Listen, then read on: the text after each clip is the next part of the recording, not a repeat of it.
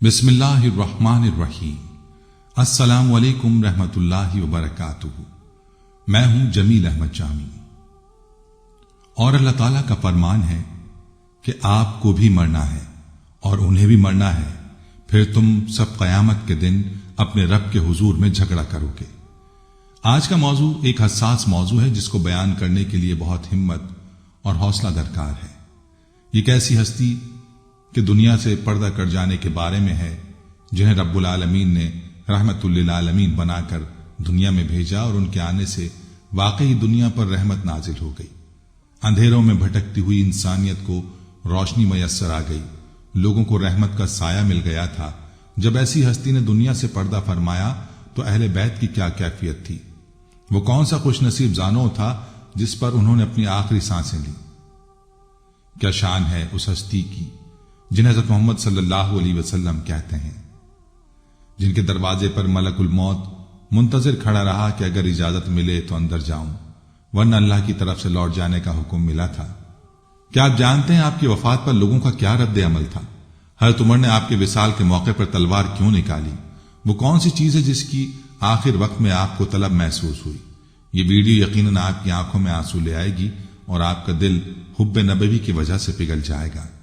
आपसे गुजारिश है कि वीडियो को आखिर तक पूरा देखिएगा। नाज़रीन, नबी करीम सल्लल्लाहु अलैहि वसल्लम की वफात ज़ाहिरी 1 रबीउल अव्वल को हुई। हुजूर नबी अकरम सल्लल्लाहु अलैहि वसल्लम की जिंदगी तमाम इंसानों के लिए नमूना है। जिस तरह आपकी तशरीफ आवरी मुसलमानों के लिए बाइस फख्र है, उसी तरह आप रसूलुल्लाह सल्लल्लाहु अलैहि वसल्लम की वफात ज़ाहिरी भी बाइस रहमत है। नाज़रीन, मौत एक कैफियत है और एक मर्ज है जो इंसान को लागर और कमजोर कर देती है, और उस कमजोरी में इंसान जिंदगी की तवानाई से मुंह मोड़ लेता है।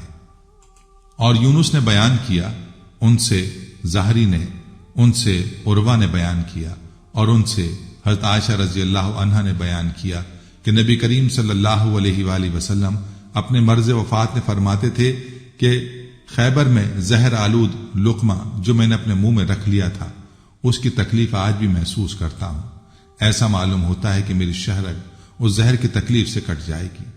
आप सल्लल्लाहु अलैहि वसल्लम ने आम लोगों से ज्यादा ताकत अता फरमाई। आप सल्लल्लाहु अलैहि वसल्लम रात रात भर कयाम फरमाते, रमजानुल मुबारक की रातों में तमाम रात इबादत में रहते। लेकिन सहाबा किराम ने इस मामले में आपकी पैरवी फरमाई तो आपने उन्हें मना फरमा दिया। बकदर कुर्बत हुआ करती है।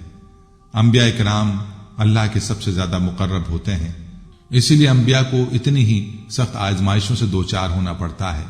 रसूलुल्लाह सल्लल्लाहु अलैहि वसल्लम का इरशाद है, लोगों में सबसे ज्यादा आजमाइश से दो चार अंबिया होते हैं, फिर वो जो उनके करीब हो और फिर वो जो उनसे करीब हो। इसलिए आजमाइश नेमत के मुकाबले में होती है, तो मुकर्रबीन पर रब की नेमतें जितनी ज्यादा होती हैं, उनको उनके मुकाबले आजमाइशों से उतना ही दो चार होकर सब्र शुक्र का मुजाहरा करना पड़ता है, और उनके यकीन और तवक्कुल के सामने तकलीफ की शिद्दत भी कमजोर पड़ जाती है और उससे उनकी लज्जत ईमान में इजाफा होता है। रसूलुल्लाह सल्लल्लाहु अलैहि वसल्लम तो तमाम अंबिया से भी ज्यादा अल्लाह के मुकर्रब थे, इसलिए आपको बड़ी सख्त आजमाइशों से गुजरना पड़ा। इन्हीं में से एक आजमाइश की शक्ल यह थी कि आप सल्लल्लाहु अलैहि वसल्लम को आम इंसानों से ज्यादा अमराज की शिद्दत बर्दाश्त करनी पड़ती थी, जैसे कि मुतादिद रिवायात से यह हकीकत आया होती है। हज़रत अब्दुल्ला रज़ियल्लाहु अन्हु फरमाते हैं, मैं रसूलुल्लाह सल्लल्लाहु अलैहि वसल्लम की खिदमत में हाजिर हुआ। उस वक्त आप सल्लल्लाहु अलैहि वसल्लम तेज बुखार में मुब्तला थे। मैंने अर्ज किया, या रसूलुल्लाह, आप सल्लल्लाहु अलैहि वसल्लम को बहुत तेज बुखार है। आपने फरमाया, हां, मुझे तुम में से 2 आदमियों के बराबर बुखार है। मैंने अर्ज किया कि इस सबब से कि आपको अजर दोहरा मिलेगा। आप सल्लल्लाहु अलैहि वसल्लम ने फरमाया कि यही बात है, जिस मुसलमान को कांटा चुभने की या उससे ज्यादा कोई तकलीफ पहुंचती है तो अल्लाह ताला उसके जरिए उसके गुनाहों को इस तरह दूर कर देता है जिस तरह दरख्तों से पत्ते झड़ते हैं। एक और रिवायत में आयशा रज़ियल्लाहु अन्हा का यह इरशाद मनकूल है, मैंने किसी आदमी को आप सल्लल्लाहु अलैहि वसल्लम से ज्यादा दर्द में मुब्तला नहीं देखा। इसलिए नबी करीम सल्लल्लाहु अलैहि वसल्लम पर मर्ज मौत की शिद्दत ज्यादा थी कि आप उस जहर की तकलीफ भी महसूस करने लगे थे जिसको खाने से एक सहाबी की मौके पर ही वफात हो गई थी। बेशक हर जी रूह को मौत का जायका चखना है। ہم سے یحییٰ بن بکیر نے بیان کیا، کہا ہم سے لیث بن سعد نے بیان کیا، ان سے عقیل نے، ان سے ابن شہاب نے، ان سے عبید اللہ بن عبداللہ نے، ان سے عبداللہ بن عباس رضی اللہ عنہما نے، اور ان سے ام فضل بنت حارث رضی اللہ عنہا نے بیان کیا کہ میں نے سنا کہ رسول اللہ صلی اللہ علیہ وآلہ وسلم مغرب کی نماز میں والمرسلات عرفہ کی قرات کر رہے تھے۔ اس کے بعد پھر آپ نے ہمیں کبھی نماز نہیں پڑھائی، یہاں تک کہ اللہ تعالیٰ نے آپ کی روح قبض کر لی۔ اس حالت میں بھی آپ صلی اللہ علیہ وآلہ وسلم نے امت کی خیر و بھلائی ہی سوچی، جیسا کہ روایت میں ہے کہ ہم سے قتیبہ بن سعید نے بیان کیا، کہا ہم سے سفیان بن عینہ نے بیان کیا، ان سے سلیمان احول نے، ان سے سعید بن جبیر نے بیان کیا کہ ابن عباس رضی اللہ عنہما نے جمعرات کے دن کا ذکر کیا اور فرمایا مجھے بھی معلوم ہے جمعرات کے دن کیا ہوا تھا۔ رسول اللہ صلی اللہ علیہ وآلہ وسلم کے مرض میں تیزی پیدا ہوئی تھی، اس وقت آپ صلی اللہ علیہ وآلہ وسلم نے فرمایا کہ لاؤ میں تمہارے لیے وصیت نامہ لکھ دوں کہ تم اس پر چلو گے تو اس کے بعد پھر تم کبھی صحیح راستے کو نہ چھوڑو گے۔ لیکن یہ سن کر وہاں اختلاف پیدا ہو گیا، حالانکہ نبی کے سامنے نزع نہ ہونا چاہیے۔ بعض لوگوں نے کہا کہ آپ صلی اللہ علیہ وآلہ وسلم شدت مرض کی وجہ سے بے معنی کلام فرما رہے ہیں جو آپ کی شان اقدس سے بعید ہے، پھر آپ سے بات سمجھنے کی کوشش کرو۔ پس آپ سے صحابہ پوچھنے لگے، آپ نے فرمایا جاؤ، یہاں شور و غل نہ کرو، میں جس کام میں مشغول ہوں وہ اس سے بہتر ہے جس کے لیے تم کہہ رہے ہو۔ اس کے بعد آپ نے صحابہ کو 3 چیزوں کی وصیت فرمائی، فرمایا کہ مشرکین کو جزیرہ عرب سے نکال دو، ایلچی جو قبائل تمہارے پاس آئیں ان کی اس طرح خاطر کیا کرنا جس طرح میں کرتا آیا ہوں۔ تیسری بات ابن عباس نے یا سعید نے بیان نہیں کی، یا سعید بن جبیر نے یا سلیمان نے کہا، میں تیسری بات بھول گیا۔ کہتے ہیں کہ تیسری بات یہ تھی کہ میری قبر کو بت نہ بنا لینا۔ اسے موتا میں امام مالک نے روایت کیا ہے۔ ایک دوسری روایت میں آتا ہے کہ ہم سے علی بن عبداللہ مدنی نے بیان کیا، انہوں نے کہا کہ ہم سے عبدالرزاق بن حمام نے بیان کیا، انہیں معمر نے خبر دی، انہیں زہری نے، انہیں عبداللہ بن عتبہ نے، اور ان سے حضرت عبداللہ بن عباس رضی اللہ عنہما نے بیان کیا کہ جب رسول اللہ صلی اللہ علیہ وآلہ وسلم کی وفات کا وقت قریب ہوا تو گھر میں بہت سے صحابہ رضی اللہ عنہم موجود تھے۔ حضور صلی اللہ علیہ وآلہ وسلم نے ارشاد فرمایا کہ لاؤ میں تمہارے لیے ایک دستاویز لکھ دوں، اگر تم اس پر چلتے رہو تو پھر تم گمراہ نہ ہو سکو گے۔ اس پر حضرت عمر رضی اللہ عنہ نے کہا کہ حضور صلی اللہ علیہ وآلہ وسلم پر بیماری کی سختی ہو رہی ہے، تمہارے پاس قرآن موجود ہے، تمہارے لیے تو اللہ کی کتاب بس کافی ہے۔ پھر گھر والوں سے جھگڑا ہونے لگا۔ بعض نے تو یہ کہا کہ حضور صلی اللہ علیہ وآلہ وسلم کو کوئی چیز لکھنے کی دے دو کہ اس پر آپ ہدایت لکھوا دیں تو تم اس کے بعد گمراہ نہ ہو سکو۔ بعض لوگوں نے اس کے خلاف دوسری رائے پر اصرار کیا۔ جب شور و غل اور نزاع زیادہ ہوا تو حضور صلی اللہ علیہ وآلہ وسلم نے فرمایا کہ یہاں سے جاؤ۔ عبید اللہ نے بیان کیا کہ ابن عباس رضی اللہ عنہما کہتے ہیں کہ مصیبت سب سے بڑی یہ تھی کہ لوگوں نے اختلاف اور شور کر کے حضور صلی اللہ علیہ وآلہ وسلم کو وہ ہدایت نہیں لکھنے دی۔ 5 روز قبل جمعرات کو حضرت عباس اور حضرت علی رضی اللہ عنہ کے سہارے مسجد میں تشریف لائے اور نماز ظہر پڑھائی اور ایک بلیغ خطبہ ارشاد فرمایا جو حیات مبارکہ کا آخری خطبہ تھا، جس میں بہت سی نصیحتیں فرمائی۔ آخر میں فرمانے لگے، میں نے ہر اس شخص کے احسان کا بدلہ ادا کر دیا ہے جس نے مجھ پر کسی بھی انداز میں احسان کیا تھا، مگر ابو بکر صدیق رضی اللہ عنہ کے احسانات کا بدلہ قیامت کے دن اللہ تعالیٰ ہی عطا فرمائیں گے۔ اور فرمایا، جتنے دروازے صحن مسجد میں کھلتے ہیں صرف ابو بکر کا دروازہ کھلا رہنے دیا جائے، باقی سب بند کر دیے جائیں۔ پھر فرمایا، یہود و نصارہ پر اللہ کی لعنت ہو جنہوں نے پیغمبر کی قبروں کو سجدہ گاہ بنایا اور بارگاہ خداوندی میں ہاتھ اٹھا کر التجا فرمائی، اے اللہ میری قبر کی حفاظت آپ کے ذمے ہے، میری قبر کو سجدہ گاہ بننے سے محفوظ رکھنا۔ پھر مہاجرین اور انصار کے فضائل بیان فرمائے اور پوری امت کو ان کے ساتھ خیر خواہی اور حسن سلوک کی تاکید کی۔ آخری الفاظ یہ فرمائے، میرے صحابہ میں تم سے پہلے جا رہا ہوں، میرا تمہارا وعدہ حوض کوثر پر ملنے کا ہو چکا ہے، وقت دور نہیں کہ تم سب مجھے وہاں آ ملو گے۔ پھر مجلس برخاست ہو گئی، واپس حجرہ نور میں تشریف لے آئے، عصر کی نماز اور مغرب کی نماز کے لیے مسجد نبوی میں تشریف لائے۔ عشاء کی نماز کے وقت طبیعت میں نقاہت اور کمزوری حد سے زیادہ بڑھ گئی اور مسجد نہ جا سکے۔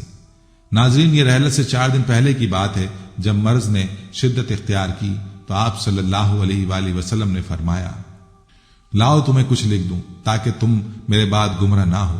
بعض نے کہا کہ آپ پر شدت درد غالب ہے، قرآن ہمارے پاس موجود ہے اور ہم کو کافی ہے۔ اس پر آپس میں اختلاف ہوا۔ کوئی کہتا تھا کہ سامان کتابت لے آؤ کہ ایسا نوشتہ لکھا جائے، کوئی کچھ اور کہتا، کوئی کچھ اور کوئی کچھ کہتا۔ یہ شور و شغب بڑھا تو حضور صلی اللہ علیہ وآلہ وسلم نے فرمایا تم سب اٹھ جاؤ، یہ پنشبے کا واقعہ ہے۔ اسی روز آپ نے 3 وصیتیں فرمائی۔ یہود کو عرب سے نکال دیا جائے، وفود کی عزت ہمیشہ اس طرح کی جائے جیسے میں کرتا رہا ہوں، قرآن مجید کو ہر کام میں معمول بنایا جائے۔ بعض روایات کے مطابق کتاب اللہ اور سنت پر تمسک کا حکم فرمایا۔ آج مغرب تک کی جملہ نمازیں حضور صلی اللہ علیہ وآلہ وسلم نے خود پڑھائی تھیں مگر عشاء میں نہ جا سکے، اور حضرت ابوبکر صدیق رضی اللہ عنہ کو فرمایا کہ وہ نماز پڑھائیں، جس کے تحت حضرت ابوبکر صدیق رضی اللہ عنہ نے حیات نبوی میں 70 نمازوں کی امامت فرمائی۔ ایک روایت میں آتا ہے کہ ہفتہ اتوار کا دن تھا، سیدنا ابوبکر رضی اللہ عنہ کی امامت میں نماز ظہر کی جماعت کھڑی ہو چکی تھی۔ بخاری و مسلم شریف میں یہ واقعہ موجود ہے کہ نبی اپنے چچا سیدنا عباس اور اپنے چچیرے بھائی اور داماد سیدنا علی رضی اللہ عنہ کے کاندھوں کا سہارا لیے مسجد میں تشریف لے آئے۔ حضرت صدیق اکبر پیچھے ہٹنے لگے۔ نبی نے اشارہ فرمایا کہ پیچھے مت ہٹو بلکہ نماز پڑھاتے رہو۔ پھر آپ سیدنا صدیق رضی اللہ عنہ کی ایک جانب بیٹھ کر نماز میں مشغول ہو گئے۔ اب سیدنا ابوبکر رضی اللہ عنہ نبی کی اقتداء کرتے تھے اور باقی سب لوگوں نے حضرت صدیق رضی اللہ عنہ کی تکبیروں پر نماز ادا کی۔ حضور اکرم صلی اللہ علیہ وآلہ وسلم نے اپنی ظاہری حیات کے آخری دن مرض موت کی تلخی اور شدت میں گزارے۔ وفات ظاہری سے 3 روز قبل حضور اکرم صلی اللہ علیہ وآلہ وسلم ام المومنین حضرت میمونہ رضی اللہ عنہا کے گھر تشریف فرما تھے۔ ارشاد فرمایا کہ میری بیویوں کو جمع کرو۔ تمام ازواج مطہرات جمع ہو گئیں تو حضور اکرم صلی اللہ علیہ وآلہ وسلم نے دریافت فرمایا کیا تم سب مجھے اجازت دیتی ہو کہ بیماری کے دن میں عائشہ رضی اللہ عنہا کے ہاں گزار لوں؟ سب نے کہا اے اللہ کے رسول آپ کو اجازت ہے۔ پھر اٹھنا چاہا لیکن اٹھ نہ پائے تو حضرت علی ابن ابی طالب اور حضرت فضل بن عباس رضی اللہ عنہما آگے بڑھے اور نبی علیہ الصلوۃ والسلام کو سہارے سے اٹھا کر سیدنا میمونہ رضی اللہ تعالی عنہا کے حجرے سے سیدہ عائشہ رضی اللہ تعالی عنہا کے حجرے کی طرف لے جانے لگے۔ اس وقت صحابہ کرام رضی اللہ عنہم نے حضور صلی اللہ علیہ وآلہ وسلم کو اس بیماری اور کمزوری کے حال میں پہلی بار دیکھا تو گھبرا کر ایک دوسرے سے پوچھنے لگے رسول اللہ صلی اللہ علیہ وآلہ وسلم کو کیا ہوا؟ چنانچہ صحابہ مسجد میں جمع ہونا شروع ہو گئے اور مسجد شریف میں ایک رش لگ گیا۔ حضور صلی اللہ علیہ وآلہ وسلم کا پسینہ شدت سے بہہ رہا تھا۔ حضرت عائشہ رضی اللہ عنہا فرماتی ہیں کہ میں نے اپنی زندگی میں کسی کا اتنا پسینہ بہتے نہیں دیکھا، اور فرماتی ہیں کہ میں رسول اللہ صلی اللہ علیہ وآلہ وسلم کے دست مبارک کو پکڑتی اور اسی کو چہرہ اقدس پر پھیرتی، کیونکہ نبی علیہ الصلوۃ والسلام کا ہاتھ میرے ہاتھ سے کہیں زیادہ محترم اور پاکیزہ تھا۔ مزید فرماتی ہیں کہ حبیب خدا علیہ الصلوۃ والسلام سے بس یہی ورد سنائی دے رہا تھا، لا الہ الا اللہ، بے شک موت کی بھی اپنی سختیاں ہیں۔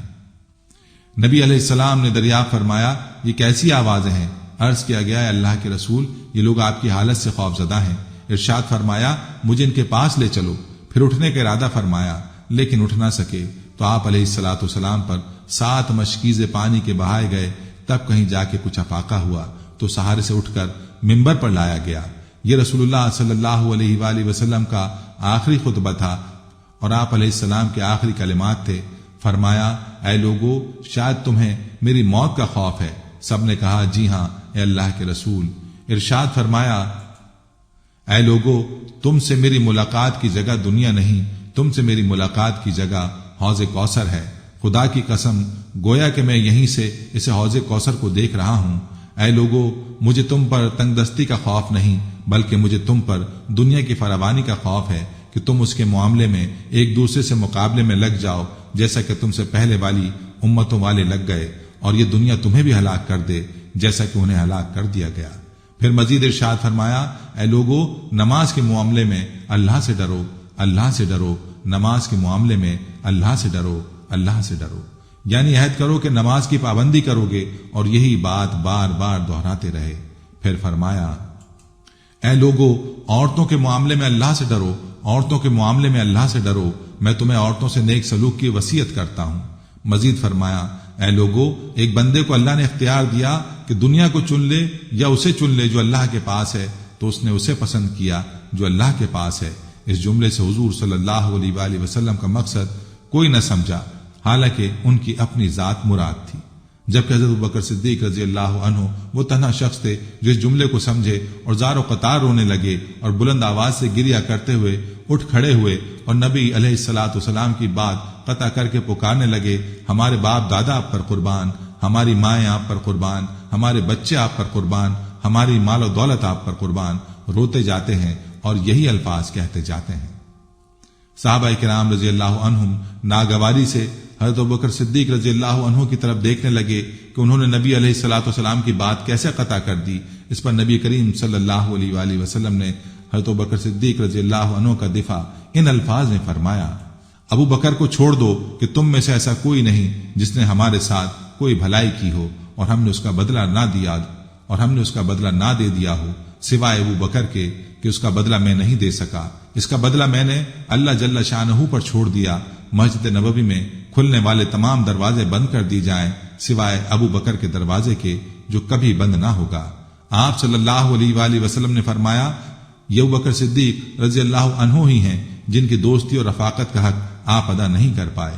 آخر میں اپنی وفات سے قبل مسلمانوں کے لیے آخری دعا کے طور پر ارشاد فرمایا، اللہ تمہیں ٹھکانہ دے، تمہاری حفاظت کرے، تمہاری مدد کرے، تمہاری تائید کرے۔ اور آخری بات جو ممبر سے اترنے سے پہلے امت کو مخاطب کر کے ارشاد فرمائی وہ یہ کہ اے لوگو، قیامت تک آنے والے میرے ہر ایک امتی کو میرا سلام پہنچا دینا۔ پھر حضرت صلی اللہ علیہ وآلہ وسلم کو دوبارہ سہارے سے اٹھا کر گھر لے جایا گیا۔ اسی اثنا میں حضرت عبد الرحمن بن ابی بکر رضی اللہ عنہ خدمت اقدس میں حاضر ہوئے۔ ان کے ہاتھ میں مسواک تھی۔ نبی اکرم صلی اللہ علیہ وآلہ وسلم مسواک کو دیکھنے لگے لیکن شدت مرض کی وجہ سے طلب نہ کر پائے۔ چنانچہ سیدہ عائشہ رضی اللہ عنہا حضور صلی اللہ علیہ وآلہ وسلم کے دیکھنے سے سمجھ گئیں اور انہوں نے حضرت عبد الرحمن رضی اللہ عنہ سے مسواک لے کر نبی کریم صلی اللہ علیہ وآلہ وسلم کے دہن مبارک میں رکھ دی، لیکن حضور علیہ الصلوۃ والسلام اسے استعمال نہ کر پائے تو سیدہ عائشہ رضی اللہ عنہا نے حضور اکرم صلی اللہ علیہ وآلہ وسلم سے مسواک لے کر اپنے منہ سے نرم کی اور پھر حضور نبی کریم صلی اللہ علیہ وسلم کو لوٹا دی تاکہ دہن مبارک اس سے تر رہے۔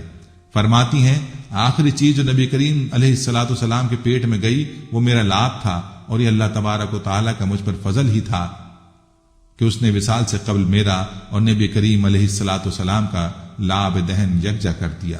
رحلت سے صرف ایک دن پہلے اتوار کے روز آپ نے تمام غلام آزاد فرما دیے جن کی تعداد 40 اور بعض روایت کے مطابق 63 تھی۔ گھر میں نقد صرف 7 دینار موجود تھے، وہ غربا اور مساکین میں تقسیم کر دیے اور آلات ہر مسلمانوں کو ہبہ فرما دیے۔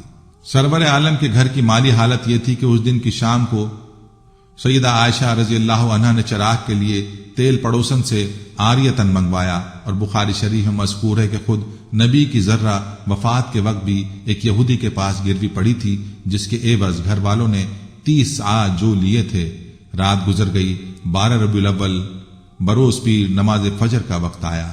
مسجد نبوی میں سیدنا صدیق رضی اللہ عنہ کی امامت میں جماعت کھڑی ہو گئی۔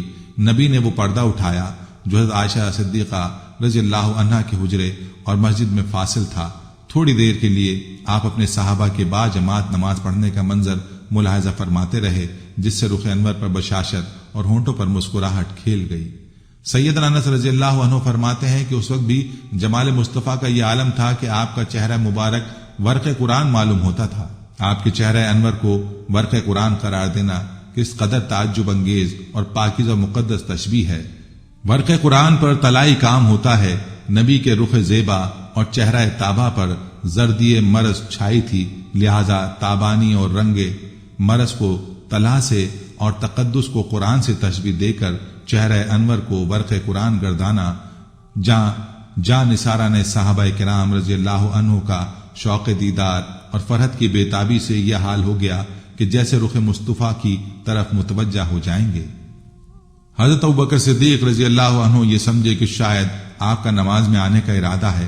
وہ جا نماز امام سے پیچھے سرکنے لگے تو نبی نے اپنے دست مبارک سے اشارہ فرمایا کہ پیچھے مت ہٹو بلکہ نماز پڑھاتے رہو۔ یہی اشارہ تمام صحابہ کی تسکین کا موجب بنا۔ پھر تھوڑی دیر کے بعد آپ نے پردہ گرایا اور یہ نماز بھی حضرت صدیق رضی اللہ عنہ نے مکمل فرمائی۔ اس کے بعد رسول اللہ صلی اللہ علیہ وآلہ وسلم رحمت پر کسی دوسری نماز کا وقت آیا ہی نہیں۔ دوستو، صحیح بخاری و مسلم میں سیدہ عائشہ صدیقہ رضی اللہ عنہا سے مروی ہے کہ جب دن چڑھا تو نبی نے اپنی پیاری بیٹی سیدہ فاطمہ الزہرا رضی اللہ عنہا کو بلایا۔ پھر آپ صلی اللہ علیہ وآلہ وسلم کی بیٹی فاطمہ تشریف لائیں اور آتے ہی رو پڑیں۔ نبی کریم صلی اللہ علیہ وسلم اٹھ نہ سکے، کیونکہ نبی کریم علیہ الصلوۃ والسلام کا معمول تھا کہ جب بھی فاطمہ رضی اللہ عنہا تشریف لاتی، حضور علیہ الصلوۃ والسلام ان کے ماتھے پر بوسہ دیتے تھے۔ حضور علیہ الصلوۃ والسلام نے فرمایا، اے فاطمہ قریب آ جاؤ۔ پھر حضور صلی اللہ علیہ وآلہ وسلم نے ان کے کان میں کوئی بات کہی تو حضرت فاطمہ اور زیادہ رونے لگی۔ انہیں اس طرح روتا دیکھ کر حضور صلی اللہ علیہ وآلہ وسلم نے فرمایا، اے فاطمہ قریب آؤ۔ دوبارہ ان کے کان میں کوئی بات ارشاد فرمائی تو وہ خوش ہونے لگی۔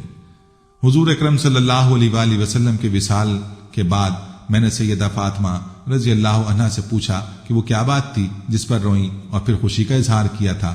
سیدہ فاطمہ رضی اللہ عنہا کہنے لگی کہ پہلی بار جب میں قریب ہوئی تو فرمایا، فاطمہ میں آج رات اس دنیا سے کوچ کرنے والا ہوں، جس پر میں رو دی۔ جب انہوں نے مجھے بے تحاشا روتے دیکھا تو فرمانے لگے، فاطمہ میرے اہل خانہ میں سب سے پہلے تم مجھ سے آ کے ملو گی، جس پر میں خوش ہو گئی۔ سیدہ عائشہ رضی اللہ عنہا فرماتی ہیں، پھر حضرت صلی اللہ علیہ وآلہ وسلم نے سب کو گھر سے باہر جانے کا حکم دے کر مجھے فرمایا، عائشہ میرے قریب آ جاؤ۔ حضور صلی اللہ علیہ وسلم نے اپنی زوجہ مطہرہ کے سینے پر ٹیک لگائی اور ہاتھ آسمان کی طرف بلند کر کے فرمانے لگے، مجھے وہ اعلیٰ و عمدہ رفاقت پسند ہے۔ میں اللہ کی انبیاء، صدیقین، شہداء اور صالحین کی رفاقت کو اختیار کرتا ہوں۔ عائشہ صدیقہ رضی اللہ فرماتی ہیں، میں سمجھ گئی کہ انہوں نے اجازت کو چن لیا ہے۔ ایک روایت میں آتا ہے کہ جعفر بن محمد اپنے والد سے روایت کرتے ہیں کہ قریش میں سے ایک آدمی ان کے والد علی بن حسین کے پاس آیا اور ان سے کہا، کیا میں تمہیں رسول اللہ صلی اللہ علیہ وآلہ وسلم کی حدیث نہ سناؤں؟ انہوں نے فرمایا، ہاں، ابو القاسم صلی اللہ علیہ وسلم کی حدیث ہمیں سناؤ۔ اس آدمی نے کہا، جب رسول اللہ صلی اللہ علیہ وآلہ وسلم بیمار ہوئے تو جبریل علیہ السلام آپ کے پاس آئے تو انہوں نے کہا، محمد، اللہ نے آپ کی تکریم و تعظیم کی خاطر مجھے آپ کی طرف بھیجا ہے، وہ آپ کے لیے خاص ہے۔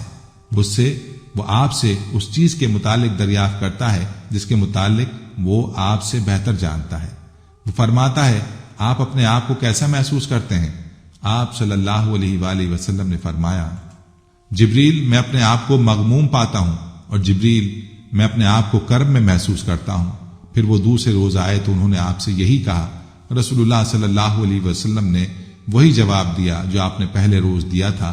پھر وہ تیسرے روز آپ کے پاس آئے تو انہوں نے آپ سے وہی کچھ کہا جو پہلے روز کہا تھا، اور آپ نے بھی انہیں وہی جواب دیا۔ اور آخری بار جبریل علیہ السلام کے ساتھ اسماعیل نامی فرشتہ آیا جو 1,00,000 فرشتوں کا سردار ہے، اور اس کا ہر ماتحت فرشتہ 1,00,000 فرشتوں کا سردار ہے۔ اس نے آپ صلی اللہ علیہ وآلہ وسلم سے اجازت طلب کی۔ آپ صلی اللہ علیہ وآلہ وسلم نے جبریل علیہ السلام سے اس فرشتوں کے متعلق دریافت کیا تو جبریل علیہ السلام نے عرض کیا، یہ موت کا فرشتہ ہے، وہ آپ کے پاس آنے کی اجازت طلب کر رہا ہے۔ اس نے آپ سے پہلے کسی آدمی سے اجازت طلب کی ہے، نہ آپ کے بعد کسی آدمی سے اجازت طلب کرے گا۔ آپ صلی اللہ علیہ وآلہ وسلم نے فرمایا، اسے اجازت دے دیں۔ اسے اجازت دے دی گئی۔ اس نے سلام کیا اور پھر کہا، محمد، اللہ نے مجھے آپ کی طرف بھیجا ہے، اگر آپ اپنی روح قبض کرنے کی مجھے اجازت دیں تو میں قبض کر لوں گا، اور اگر آپ نے اجازت نہ فرمائی تو میں اسے قبض نہیں کروں گا۔ آپ صلی اللہ علیہ وآلہ وسلم نے فرمایا، موت کے فرشتے، کیا تم ایسا کرو گے؟ اس نے کہا، ہاں، کیونکہ مجھے حکم یہی دیا گیا ہے کہ میں آپ کی چاہت کا احترام کروں۔ راوی بیان کرتے ہیں کہ نبی صلی اللہ علیہ وآلہ وسلم نے جبریل کی طرف دیکھا تو جبریل نے کہا، محمد، اللہ آپ کی ملاقات کا مشتاق ہے۔ تب نبی صلی اللہ علیہ وآلہ وسلم نے ملک الموت سے فرمایا، تمہیں جو حکم دیا گیا ہے اس کی تعمیل کرو۔ اس نے آپ کی روح قبض کی۔ جب رسول اللہ صلی اللہ علیہ وآلہ وسلم نے وفات پائی اور تعزیت کرنے والے حاضر ہوئے تو انہوں نے گھر کے کونے سے آواز سنی، اہل بیت، تم پر سلامتی ہو، اللہ کی رحمت اور اس کی برکات ہوں۔ بے شک اللہ کی کتاب میں ہر مصیبت سے عزا و تسلی ہے، ہر ہلاک ہونے والی چیز کا معاوضہ ہے اور ہر نقصان کا تدارک ہے۔ اللہ کی توفیق کے ساتھ اللہ سے ڈرو، صرف اس سے امید وابستہ کرو۔ خسارے والا شخص وہ ہے جو ثواب سے محروم ہو گیا۔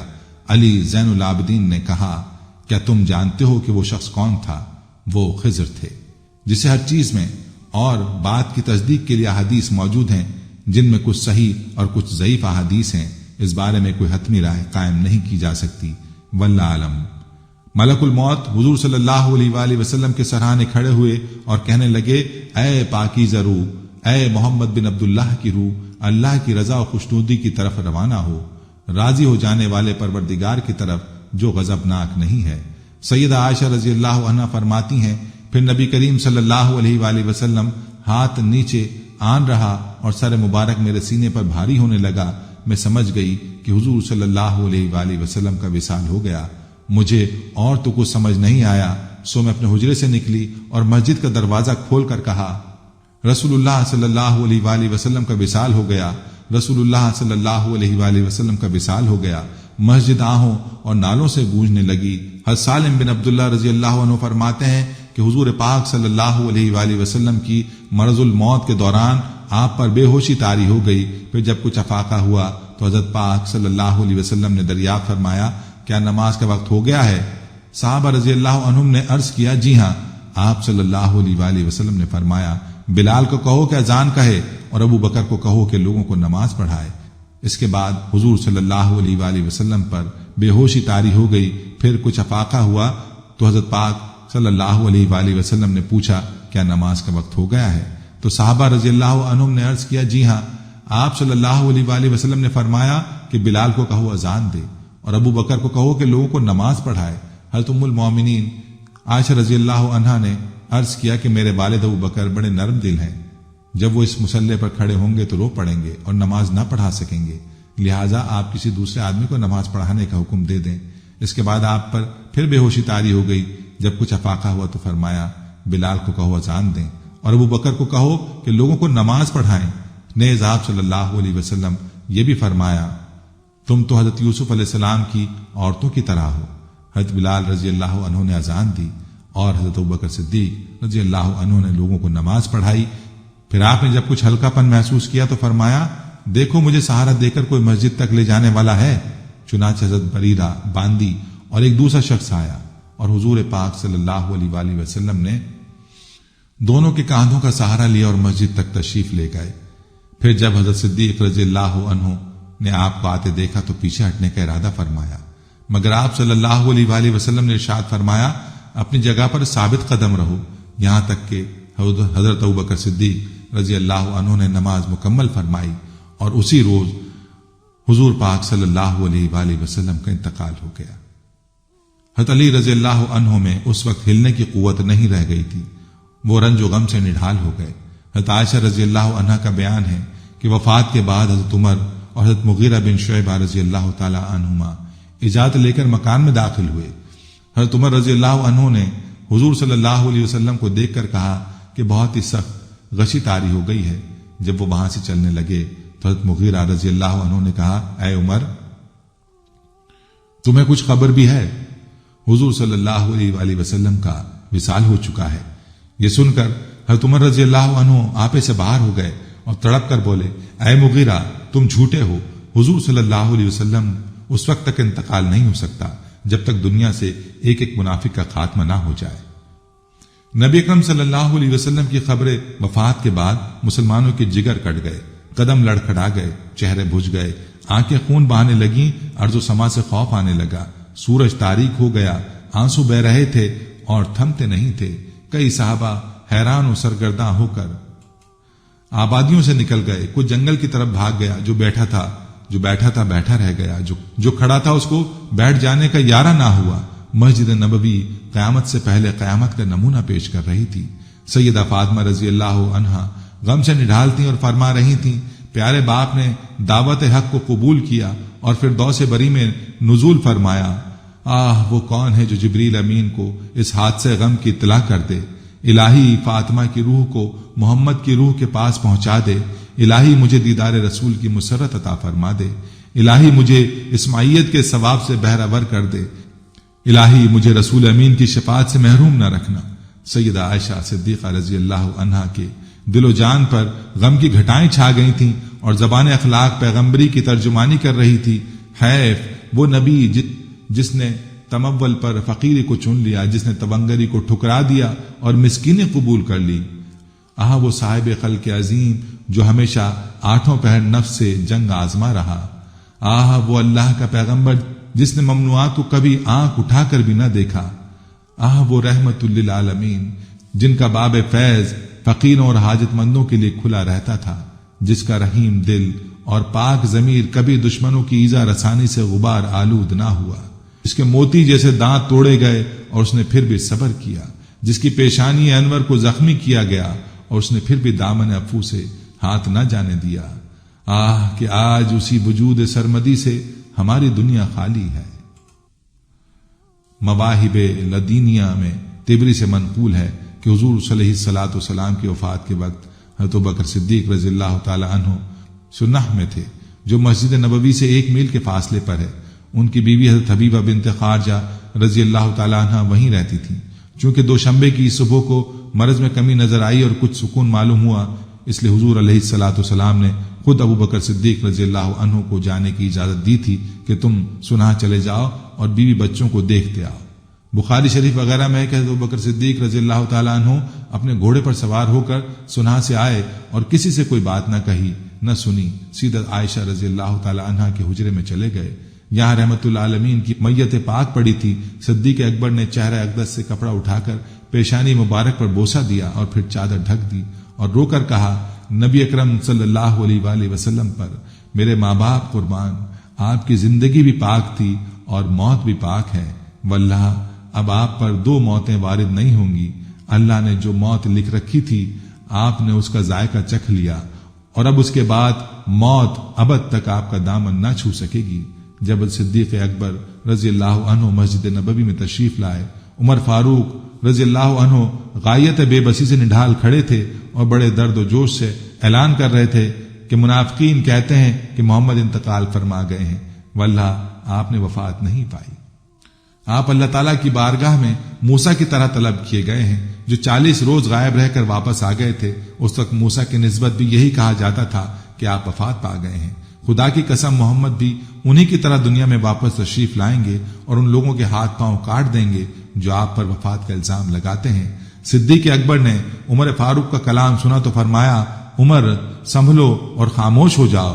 جب عمر رضی اللہ عنہ اپنی وارفتگی میں بہے چلے گئے تو صدیق اکبر نہایت دانش مندی کے ساتھ ان سے الگ ہٹ گئے اور خود گفتگو شروع کر دی۔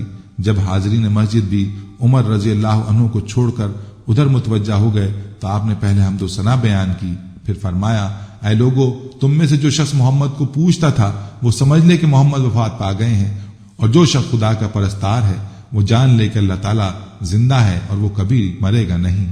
اور یہ حقیقت خود قرآن پاک نے واضح کرتی ہے، جس کا ترجمہ ہے، نہیں ہے محمد مگر ایک رسول، اس سے پہلے رسول گزر چکے ہیں، کیا اگر وہ مر جائیں یا شہید ہو جائیں تو تم دین سے برگشتہ ہو جاؤ گے؟ جو شخص برگشتہ ہو جائے گا وہ اللہ تعالیٰ کو کچھ نقصان نہ پہنچا سکے گا، اور اللہ ان قریب شکر گزاروں کو جزا دے گا۔ سورہ آل عمران آیت 124۔ اس آیت پاک کو سن کر تمام مسلمان چونک پڑے۔ عبداللہ رضی اللہ عنہ فرماتے ہیں کہ خدا کی قسم ہم لوگوں کو ایسا معلوم ہوا کہ یہ آیت اس سے پہلے نازل نہیں ہوئی تھی۔ عمر فاروق رضی اللہ عنہ فرماتے ہیں کہ ابو بکر سے یہ آیت سن کر میرے پاؤں ٹوٹ گئے اور کھڑے رہنے کی قوت باقی نہیں رہی تھی۔ میں زمین میں گر پڑا، مجھ کو یقین ہو گیا کہ واقعی محمد صلی اللہ علیہ وآلہ وسلم رحلت فرما گئے ہیں۔ حضرت عمر رضی اللہ عنہ کا بیان ہے کہ میں نے جب حضرت ابوبکر صدیق رضی اللہ تعالیٰ عنہ کی زبان سے سورہ آل عمران کی یہ آیت سنی تو مجھے معلوم ہو گیا کہ واقعی نبی صلی اللہ علیہ وآلہ وسلم کا وصال ہو گیا۔ پھر حضرت عمر فاروق رضی اللہ تعالیٰ عنہ اضطراب کی حالت میں ننگی شمشیر لے کر جو اعلان کرتے پھر رہے تھے کہ حضور صلی اللہ علیہ وسلم کا وصال نہیں ہوا، اس سے رجوع کیا، اور ان کے صاحبزادے حضرت عبداللہ بن عمر رضی اللہ عنہما فرماتے ہیں کہ گویا ہم پر ایک پردہ پڑا ہوا تھا کہ اس آیت کی طرف ہمارا دھیان ہی نہیں گیا۔ حضرت ابوبکر صدیق رضی اللہ عنہ کے خطبے نے اس پردے کو اٹھا دیا۔ پھر لوگوں نے پوچھا، کیا حضرت پاک صلی اللہ علیہ وآلہ وسلم وفات پا گئے ہیں؟ انہوں نے جواب دیا ہاں۔ لوگ سمجھ گئے اور ان کو یقین ہو گیا۔ پھر لوگوں نے پوچھا ہے اللہ کے رسول صلی اللہ علیہ وسلم کے ساتھی، کیا ہم حضرت پاک صلی اللہ علیہ وسلم کا جنازہ بھی پڑھیں گے؟ تو انہوں نے جواب دیا ہاں۔ لوگوں نے پوچھا جنازہ کس طرح پڑھیں گے؟ آپ نے جواب دیا ایک جماعت حجرے کے اندر جائے، وہ تکبیر کہے اور دعا کرے اور حضرت پاک صلی اللہ علیہ وسلم پر درود پاک پڑھ کر باہر آ جائے، پھر دوسری جماعت حجرے مبارک میں داخل ہو کر تکبیر کہے، درود پڑھے اور دعا کر کے باہر آ جائے۔ اسی طرح سب لوگ نماز جنازہ پڑھیں۔ پھر لوگوں نے پوچھا اے حضرت پاک صلی اللہ علیہ وسلم کے ساتھی، کہ حضرت پاک صلی اللہ علیہ وسلم کو دفن بھی کیا جائے گا؟ آپ نے جواب دیا کہ ہاں۔ لوگوں نے پوچھا کس جگہ دفن کیا جائے گا؟ حضرت ابوبکر صدیق رضی اللہ عنہ نے جواب دیا آپ کو اسی جگہ دفن کیا جائے گا جس جگہ آپ وفات پائے، اس لیے کہ حضرت پاک صلی اللہ علیہ وسلم کی روح مبارک اللہ تعالیٰ نے اسی جگہ پر قبض فرمائی ہے جو جگہ اللہ کو پسند ہے۔ صحابہ کو ہر بات پر یقین ہو گیا کہ حضرت ابوبکر صدیق رضی اللہ عنہ نے تمام امور میں ٹھیک رہنمائی فرمائی ہے۔ پھر حضرت ابوبکر صدیق رضی اللہ عنہ نے حضرت پاک صلی اللہ علیہ وسلم کے قریبی رشتہ داروں کو حکم دیا کہ وہ آپ صلی اللہ علیہ وسلم کی تہجید و تکفین کریں۔ مہاجرین آپس میں خلیفہ کے بارے میں مشورہ کر رہے تھے تو انہوں نے مہاجرین سے کہا کہ اپنے انصار بھائیوں کے پاس چلیں اور ان سے بھی اس معاملے کو اپنے ساتھ شریک کریں۔ چنانچہ جب مشورہ ہوا تو انصار نے کہا کہ ایک امیر ہم میں سے ہونا چاہیے اور ایک امیر تم میں سے ہونا چاہیے۔ حضرت عمر رضی اللہ عنہ نے اس کے جواب میں ارشاد فرمایا وہ کون شخص ہے جس میں یہ تین فضیلتیں جمع ہیں؟ نمبر ایک، جس کو قرآن نے ثانی اسنین کہا، یعنی وہ غار میں حضرت پاک صلی اللہ علیہ وسلم کا تنہائی کا ساتھی ہے۔ نمبر دو، جس کو اللہ تعالیٰ نے حضرت پاک صلی اللہ علیہ وسلم کا ساتھی اور رفیق فرمایا ہے۔ اور نمبر تین، جس کو حضرت پاک صلی اللہ علیہ وسلم نے فرمایا کہ غم نہ کرو اللہ ہمارے ساتھ ہے، یعنی اس کو اللہ تعالیٰ کی معیت حاصل ہے۔ اے لوگو بتاؤ وہ دونوں کون تھے جن دونوں کے بارے میں یہ آیتیں اتری؟ اس کے بعد حضرت عمر رضی اللہ عنہ نے ہاتھ بڑھایا اور حضرت ابوبکر صدیق رضی اللہ عنہ کے ہاتھ پر بیعت کی۔ پھر تمام لوگوں نے حضرت ابوبکر صدیق رضی اللہ عنہ کے ہاتھ پر اپنی رضامندی اور رغبت کے ساتھ بیعت کر لی۔ حضرت محمد صلی اللہ علیہ وسلم کی وفات حضرات صحابہ کرام رضی اللہ عنہم کے لیے بہت بڑا سانحہ تھا۔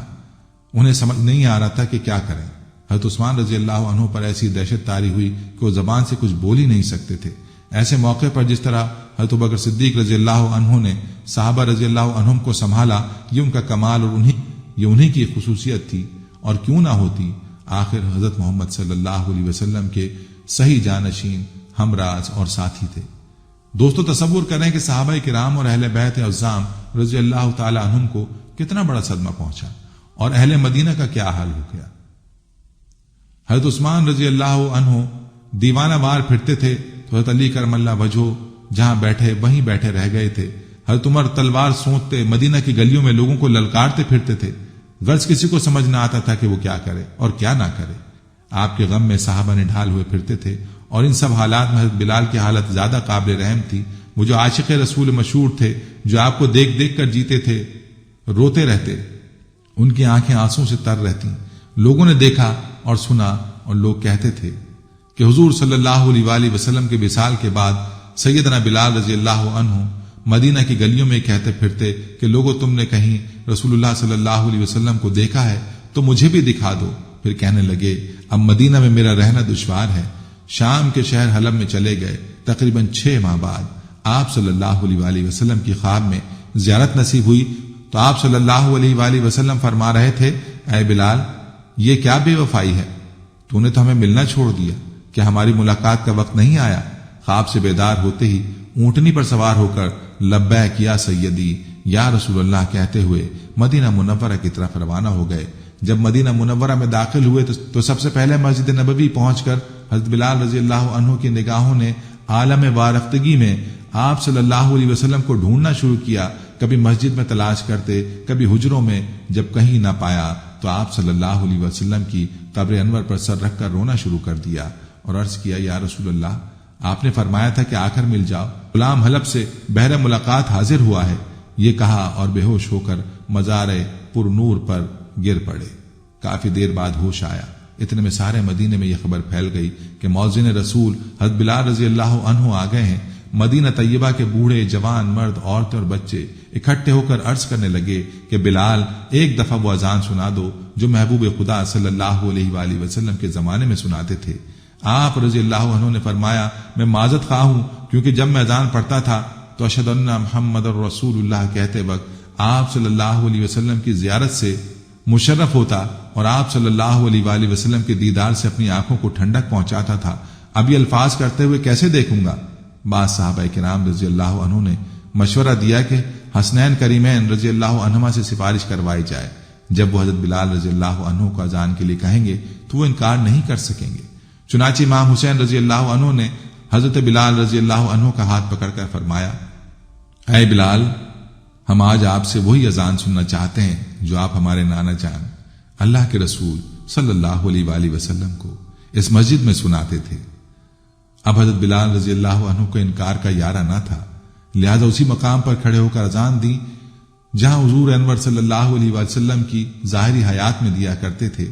بعد کی کیفیات کا حال کتب سحر میں یوں بیان ہوا ہے، جب آپ رضی اللہ عنہ نے بآواز بلند اللہ اکبر کہا، مدینہ منورہ گونج اٹھا۔ آپ جیسے جیسے آگے بڑھتے گئے جذبات میں اضافہ ہوتا چلا گیا۔ جب اشہد اللہ الہ الا اللہ کے کلمات ادا کیے گونج میں مزید اضافہ ہو گیا، اور جب اشہد ان محمد رسول اللہ کے کلمات پر پہنچے تو تمام لوگ حتیٰ کہ پردہ نشین خواتین بھی گھروں سے باہر نکل آئیں۔ رقت و گریہ زاری کا عجیب منظر تھا۔ لوگوں نے کہا رسول خدا صلی اللہ علیہ وآلہ وسلم تشریف لے آئے ہیں۔ آپ صلی اللہ علیہ وسلم کے وصال کے بعد مدینہ منورہ میں اس دن سے زیادہ رونے والے مرد و زن نہیں دیکھے گئے۔ یا رب العالمین تمام مسلمانوں اور مومنوں کو عشق رسول عطا فرما دے، اور روز قیامت ہمیں اس طرح سے ایمان کی حالت میں اٹھانا کہ ہم تمام لوگ اللہ اور اس کے محبوب کی بارگاہ میں شرمندہ نہ ہوں۔ اپنے پیارے نبی صلی اللہ علیہ وآلہ وسلم کی شفاعت کا حقدار بنانا۔ یا اللہ اس دنیا میں ہمیں اس طرح حب رسول اور اہل بیت سے محبت عطا فرما کہ ہماری دنیا اور آخرت سمر جائے، اور دنیا اور آخرت میں عزت و سرخوئی عطا فرما۔ یا اللہ ہمارا خاتمہ بالایمان فرما، آمین ثم آمین۔ ناظرین، یہ تھی ہماری آج کی ویڈیو۔ امید ہے کہ آپ کو ہماری آج کی یہ ویڈیو پسند آئی ہوگی۔ اگر ویڈیو پسند آئی ہے تو اس کو لائک کریں اور اپنے پیاروں اور دوستوں کے ساتھ ضرور شیئر کریں۔ کمنٹس میں آپ ہمیں بتائیں کہ آپ اور کن موضوعات پر ویڈیو دیکھنا چاہتے ہیں۔ اس کے ساتھ ساتھ آپ کمنٹس میں ہم سے سوالات بھی پوچھ سکتے ہیں، لیکن یہ سب کرنے سے پہلے ہمارے چینل کو سبسکرائب کر لیں اور بیل کے بٹن کو بھی پریس کر لیں تاکہ ہماری آنے والی مزید معلوماتی ویڈیوز کا نوٹیفیکیشن آپ کو بر وقت مل سکے اور آپ علم کے اس خزانے سے مستفید ہو سکیں۔ اب ملاقات ہوگی آنے والی ویڈیو میں، تب تک کے لیے خدا آپ کا حامی و ناصر ہو، فی امان اللہ۔ ہر ویڈیو کے اختتام پر ایک دعا کا سلسلہ شروع کیا ہوا ہے، جو بھی اس دعا میں شامل ہوگا میرا یہ دعویٰ ہے کہ اللہ کریم اس کی تقدیر کو بدل دے گا۔ پہلے میرے تمام ساتھی مائیں بہنیں سب مل کر میرے ساتھ درود شریف پڑھنے اور کثرت کے ساتھ کمنٹس میں آمین لکھیں۔ اللہ اس آمین کو لکھنے کی برکت سے آپ کی اور میری تقدیر بدل دے گا۔ درود ابراہیمی پڑھ لیں، اللہم صلی علی محمد وعلی آل محمد کما صلیت علی ابراہیم وعلی آل ابراہیم انک حمید مجید، اللہم بارک علی محمد وعلی آل محمد کما بارکت علی ابراہیم وعلی آل ابراہیم انک حمید مجید۔ اے اللہ، ہم تیرے گناہگار بندے، ہم تیرے خطا کار بندے، ہم تیرے عاجز بندے تیری پاکی بیان کرتے ہیں اور تیرے آگے دعا کے لیے ہاتھ پھیلاتے ہیں۔ ہماری خطاؤں کو معاف فرما، ہمارے گناہوں کو معاف فرما۔ اے اللہ، ہم اپنے اگلے پچھلے صغیرہ کبیرہ چھوٹے بڑے سبھی گناہوں، خطاؤں اور نافرمانیوں کی تجھ سے معافی مانگتے ہیں۔ اے اللہ، اے رب العزت، ہم اپنے گناہوں سے توبہ کرتے ہیں، ہماری توبہ قبول کر لے۔ اے پاک پروردگار، ہم سب کو سچا اور پکا مسلمان بنا دے، ہم سب کو اسلام پر استقامت نصیب فرما دے، ہمیں کامل اور پختہ ایمان والا بنا۔ اے پاک پروردگار، تمام مسلمانوں کو خواب غفلت سے بیدار کر دے۔ اے اللہ، ہمارے دین اسلام کی حفاظت فرما، مسلمانوں کو دین و دنیا میں عزت عطا فرما۔ اے عرش مولا کے مالک، اے حکمت والے، اے کائنات کے رب، ہمارے دلوں کو گمراہ ہونے سے بچا، جس طرح سے پہلی قومیں گمراہ ہوئی ہیں اور جس طرح سے پہلی قوموں نے اپنے انبیاء کی نافرمانی کی ہے۔ اے اللہ، تو ہمیں ایسی نافرمانی سے بچا۔ اے اللہ، تو ہمیں ان عذابوں سے بچا جو تو نے پچھلی قوموں پر نازل کیے ہیں۔ اے اللہ، تو ہمیں ان تمام گناہوں سے بچا جن گناہوں میں پچھلی قومیں مبتلا ہوئی ہیں۔ اے مولا کریم، تو ہماری حفاظت فرما ہر اس فعل سے جو تیری ناراضگی اور تیرے غضب کا سبب بنا۔ اے اللہ، ہماری زندگی کو اپنی چاہت کے مطابق ڈھال دے، ہمیں صرف اور صرف نیکی کی توفیق عطا فرما، ہم نیکی کی باتوں کو سننے والے بن جائیں اور ان پر عمل کرنے والے بن جائیں، اور نیکی کی باتوں کو پھیلانے کی ہمیں توفیق عطا فرما۔ اے اللہ، یہ دور فتنے کا دور ہے، امت کے اندر ہر طرح کے گناہ پائے جاتے ہیں، تو ہمارے حال پر رحم فرما اور ہمیں گناہوں سے بچنے کی توفیق عطا فرما۔ اے اللہ، تو کریم ہے، تو رحیم ہے، تو رحمان ہے، تو غفور الرحیم ہے، تو ہمارے گزشتہ گناہوں کو معاف فرما دے اور آئندہ کے لیے ہمیں گناہوں سے بچنے کی توفیق عطا فرما۔ اے اللہ، ہمارے تن من، ہمارے دل کو، دماغ کو، روح کو، جسم کو پاکیزہ بنا دے، ہمارے دلوں پر لگے زنگ کو، ہمارے دلوں پر جمی گندگی اور میل کو اپنی رحمت سے دھو ڈال۔ اے اللہ، ہمیں اپنے عذاب اور رسوائی سے بچا۔ اے پاک پروردگار، تمام مسلمانوں کی افلاس، سستی اور غفلت سے حفاظت فرما۔ یا اللہ، اسلام کا بول بالا فرما، اسلام کا جھنڈا بلند فرما۔ اے اللہ، کل امت محمدیہ کو حشر کی رسوائی سے پناہ عنایت فرما۔ اے اللہ، ہم سے راضی ہو جا، ہمیں شیطان اور نفس کے شر سے بچا۔